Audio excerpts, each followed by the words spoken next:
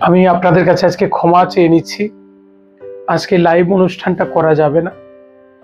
আমার স্ত্রী ক্যান্সারে আক্রান্ত, আপনারা প্রত্যেকে জানেন। আমার কাছে ছিল বলতে আমার মেয়ে ছিল, সেও গত দুদিন ধরে প্রচন্ড অসুস্থ। তাকে বাধ্য হচ্ছে আজকে মুম্বাইতে পাঠিয়ে দেওয়ার জন্য। তার মাকে অন্তত সে চোখে দেখুক, যদি সুস্থ হয়।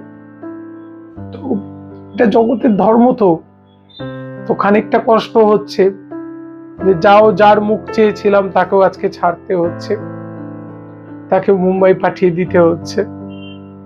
আজকে তার জন্য আমাকে এয়ারপোর্টে যেতে হচ্ছে। আমি ওই জন্য আপনাদের কাছে ক্ষমা চেয়ে নিচ্ছি।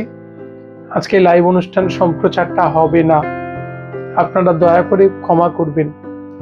আর দেখুন, জীবনের এই যে কথাগুলো, অনেক অনেক রকম কথা বলছেন, তার মধ্য দিয়ে এগিয়ে চলা মানুষ। তো ওই জন্য নয়ন মাঝে মাঝে অশ্রুসিক্ত হয়ে উঠছে, কষ্ট হচ্ছে। আসলে একাকিত্বের যন্ত্রণাটা বড্ড কষ্টের। পৃথিবীর সবচেয়ে বড় শাস্তি যদি কিছু থাকে, ঈশ্বর সেটা দেন যে একা করে দেওয়া। যারা মানুষ ভালোবাসে তারা যদি একা হয়ে যায়, তারা শতগুণ কষ্ট পায়।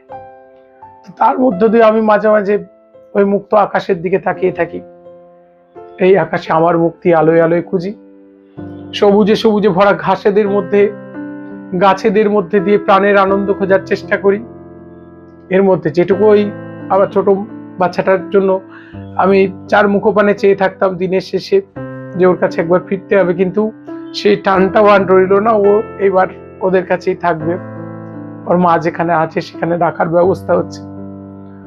তো আমি ওই জন্য হয়তো মানসিক একটা রিটার্ডেশনের জন্য হয়তো সব সময় পারছি না। আপনাদের কাছে ক্ষমা চেয়ে নিলাম, পারলে আমাকে ক্ষমা করে দেবেন।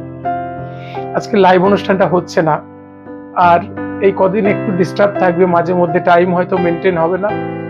আমাকে আপনারা ক্ষমা করবেন। পরবর্তী পর্বে দেখা হবে। নমস্কার।